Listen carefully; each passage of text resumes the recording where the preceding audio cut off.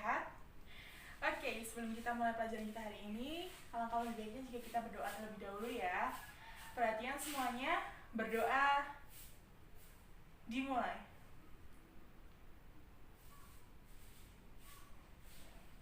Selesai. Amin. Selanjutnya Ibu mau presensi dulu. Adakah yang tidak hadir hari ini? Ibu absensi satu-satu ya. Andita, Bintang, Chandra, Diva, Ellen, Farah, Kio, Hargi. Wah, alhamdulillah IPS 1 full lagi, full tim lagi. Tepuk tangan buat kalian semua. Alhamdulillah masih diberi sehat ya di tengah pandemi seperti ini. Oke. Oh ya, di minggu yang lalu kita udah membahas mengenai apa aja ya, masih pada ingat nggak?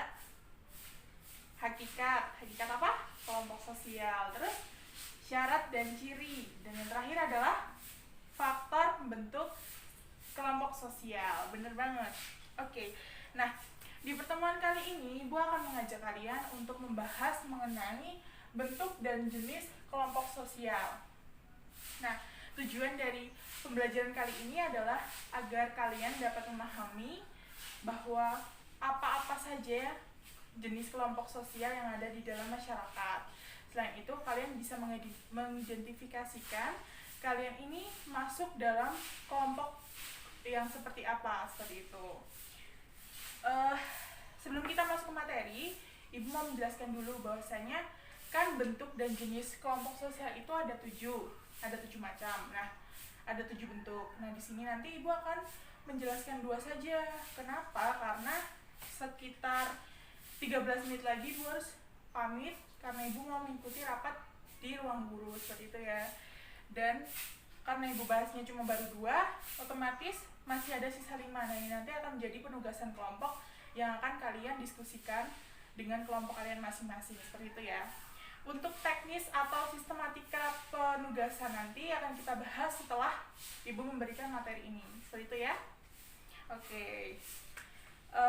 Yang pertama, langsung kita masuk aja ya, masuk ke materi. Di sini Ibu akan membahas 2 bentuk. Yang pertama adalah solidaritas mekanik dan organis. Yang kedua adalah Gesellschaft dan Gemeinschaft.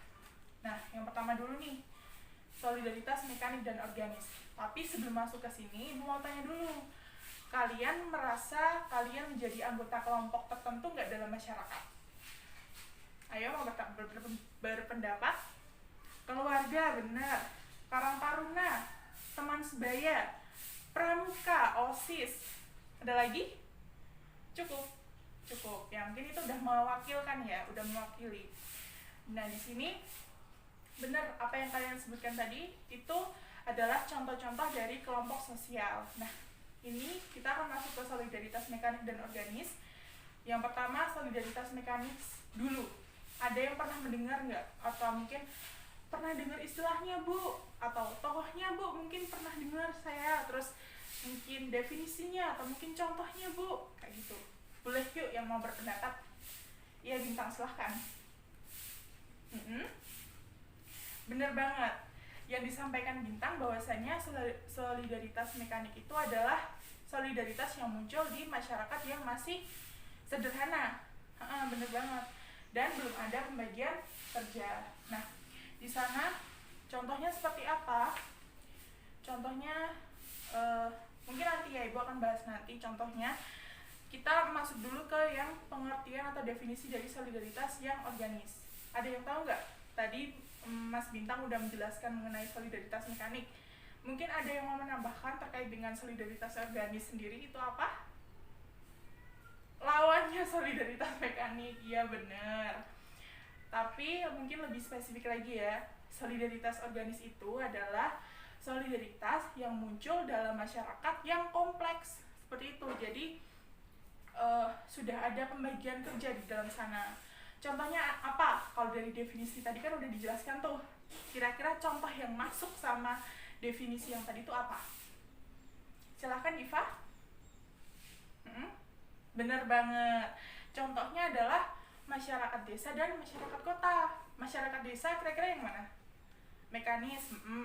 Kalau yang kota berarti organis. Ya bener banget. Dan di sini ibu bawa beberapa gambar yang akan ibu gunakan untuk memperjelas pemahaman kalian pada materi kali ini. Yang pertama ini solidaritas mekanis seperti ini. Nah, ini adalah solidaritas mekanis. Contohnya adalah bapak ibu yang bekerja di sawah sebagai petani. Kok bisa bu masuk solidaritas mekanik seperti itu? Bisa karena mungkin ketika mereka pagi mereka pergi ke sawah, mereka bertani dan lain-lain. Nah, ketika siang ibunya pulang ke rumah, beberes rumah, bebersih rumah, yang mungkin di masyarakat kota dikerjakan oleh ART, asisten rumah tangga. Bapaknya pulang, setelah pulang dari sawah, bapaknya langsung pergi ke tempat orang sambatan kayak gitu, misal orang yang ngebangun rumah, bantu ikut jadi kuli bangunan seperti itu. Nah, ini bahwa terlihat jelas bahwa di sini tuh belum ada spesifikasi pekerjaan, belum ada pembagian kerja. Satu masyarakat bisa mengerjakan banyak hal dan mereka sanggup untuk melakukan itu yang namanya solidaritas mekanik. Beda halnya dengan masyarakat kota, masyarakat yang udah punya pembagian kerja. Nih contohnya, bapak yang kerja sebagai sol sepatu, nih seperti ini. Beliau bekerja, ya udah bekerja sebagai sol sepatu, ya udah itu. Nah, selanjutnya ada lagi nih tukang bangunan.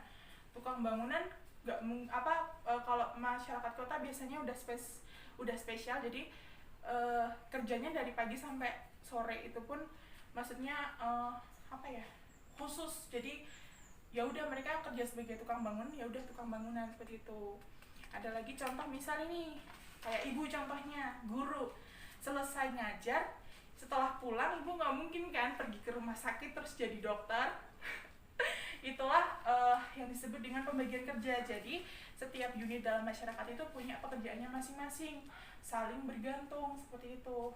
Nggak bisa hidup sendirian di masyarakat kota karena pada dasarnya semua itu seperti sistem yang saling bergantung seperti itu. Kalau sakit pergi ke dokter, butuh pendidikan kita ke sekolah, diajar sama guru kayak gitu dan seterusnya. Yang selanjutnya adalah Gemenskap sama Gesellschaft. Gemenskap sendiri itu tokohnya adalah Ferdinand Tönnies. Ada yang pernah dengar mungkin? Belum. Kalau Emil Durkheim tadi tokohnya yang solidaritas mekanik dan organik. Udah pasti pernah dengar kan? Nah, kalau Ferdinand Tönnies itu tokoh dari Gemenskap dan Gesellschaft. Nah, Ferdinand Tönnies ini sendiri mengatakan bahwasanya, sebelum itu ibu mau tanya dulu, pernah nggak sih dengar istilah Gemenskap atau Gesellschaft gitu? Belum juga. Ya udah, aku kasih tahu ya. Gemenskap itu artinya paguyuban, guyup, rukun, guyup, berkumpul gitu dalam satu titik, guyup. Nah, kalau Gesellschaft itu artinya patembayan.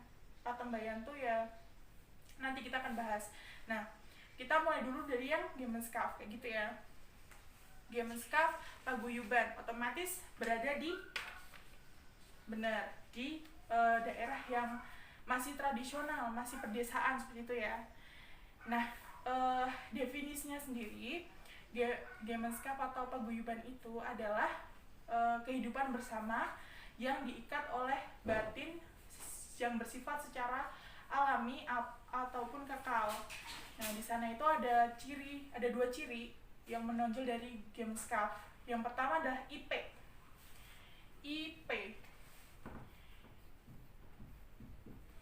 Intim, pribadi, dan eksklusif. Terus yang kedua itu adalah keterikatan yang dibawa sejak lahir. Nah, contohnya apa, Bu? Contohnya misal keluarga, kerabat, ataupun kerabat saudara itu loh. Nah, terus ataupun tetangganya masyarakat pedesaan gitu kan, masih intim gitu. Nah, Gemenskap sendiri oleh Ferdinand Tönnies dibagi menjadi 3 tipe. Yang pertama by blood, berdasarkan darah, mengacu pada tali persaudaraan. Kedua adalah of place, Gemeinschaft of place, itu didasarkan pada wilayah tinggal yang itu tuh berdekatan kayak gitu loh. Berdekatan, jadi ada interaksi dan akhirnya melahirkan keakraban. Terus yang terakhir adalah of mind. Of mind di sini artinya didasarkan pada pandangan atau pekerjaan yang sama. Contohnya apa, Bu? Misal gini, Gemeinschaft by blood. Ini contohnya. Contohnya ini. Nah, ada nenek kakek, anaknya cowok cewek, punya cucu cowok cewek. Ini contoh Gemeinschaft of blood berdasarkan tali persaudaraan. Terus ada juga nih Gemeinschaft of place. Misal nih, acara buka puasa bersama di salah satu RW di Jakarta Utara. Ini contohnya. Mereka nggak secara itu nggak tinggal bersama dalam satu rumah, tapi mereka tinggal berdekatan, sehingga mereka akan punya untuk keinginan untuk hidup bersama gitu loh. Maksudnya kayak serawung, kalau bahasa Jawanya serawung, atau berinteraksi dan akhirnya melahirkan keakraban seperti itu. Terus ada lagi misal Gemeinschaft of mind. Contohnya misal di organisasi intrasekolah OSIS. Nih. Di dalam sini ini kan gambarnya rapat ya, rapat OSIS. Ada ketua, wakil, bendahara, sekre dan lain-lain, seksi-seksi. Ini merupakan satu kesatuan yang didasarkan atas pemikiran, punya tujuan bersama untuk memajukan sekolah. Nah, ini yang disebut Gemeinschaft of mind kayak gitu. Nah, yang selanjutnya adalah Gesellschaft. Gesellschaft ini didasarkan pada maksudnya sifatnya tuh semu atau sementara. Nih contohnya, pekerja pabrik sama-sama bekerja di satu lingkungan. Banyak kan ini, ada banyak orang kan, tapi belum tentu satu sama lain saling mengenal, satu sama lain belum tentu akrab. Itulah, jadi bersifat sementara atau semu, karena mereka punya kepentingan pribadi yang nggak bisa nggak bisa disatukan gitu loh. Semua punya kepentingannya masing-masing dan keinginan untuk dekat itu jarang gitu. Maksudnya mereka ada itu berkumpul untuk satu tujuan tertentu, dan itu tujuannya berdasar pribadi masing-masing seperti itu. Nah, dari apa yang udah Ibu bahas, apa ada yang mau ditanyakan? Karena dua bentuk ini udah Ibu jelaskan seperti itu. Nggak ada? Oke, nggak apa-apa. Nah, di sini ini kan ada 5 bentuk yang akan menjadi penugasan kalian. Ibu tulis ya. Atau gini aja, nggak perlu Ibu tulis. Itu kan dasarnya ada di buku paket. Nah, untuk sistematikanya, Ibu cuma akan membahas mengenai pembagian kelompok. Pembagian kelompok ini mau diurutkan sesuai absen, mau berhitung, atau gimana, terserahnya kalian. Diurutkan absen, boleh. Nah, terus terkait dengan sistematikanya itu bentuknya itu Word. Jadi itu nanti diketik, dan sistematika penyusunannya nanti akan Ibu kirimkan melalui WA group, WA PC. Ibu akan menjapri ke ketua kelas kalian ya, Mas Bintang, kayak gitu. Jadi nanti biar Mas Bintang menyebarluaskannya atau mendistribusikan kepada kalian kayak gitu secara langsung. Ibu akan mengirim ke Mas Bintang mengirim ke kalian, seperti itu ya. Mungkin segitu yang dapat Ibu sampaikan. Kalau ada pertanyaan mungkin. Oh ya, pengumpulan. Untuk pengumpulan kita ambil di pertemuan yang akan datang. Hari apa? Jumat.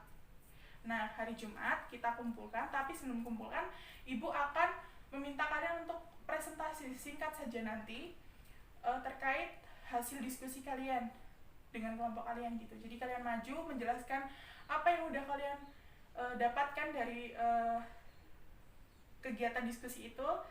Nah, nanti setelah itu baru dikumpulkan di Ibu. Nanti biar Ibu bawa ke kantor, Ibu nilai seperti itu. Ada lagi? Cukup?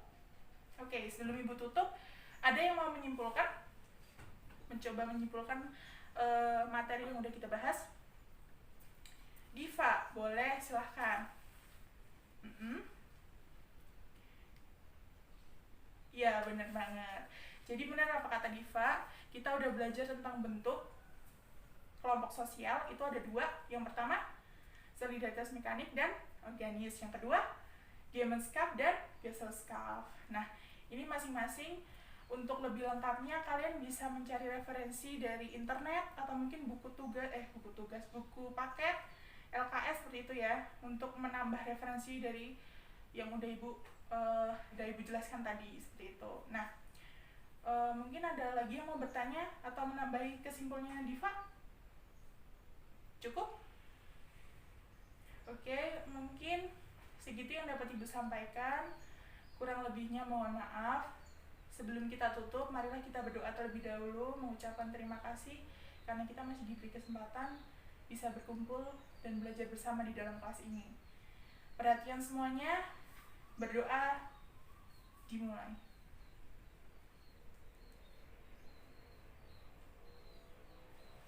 Selesai. Ibu mau mengucapkan terima kasih atas perhatian kalian. Semoga kita semua senantiasa diberikan kesehatan, kelancaran dalam studi. Semoga kalian bisa mencerna dan menerima apa yang sudah ibu sampaikan dengan baik. Semoga apa yang ibu sampaikan dapat bermanfaat. Kurang lebihnya ibu mohon maaf. Ibu tutup. Wassalamualaikum warahmatullahi wabarakatuh.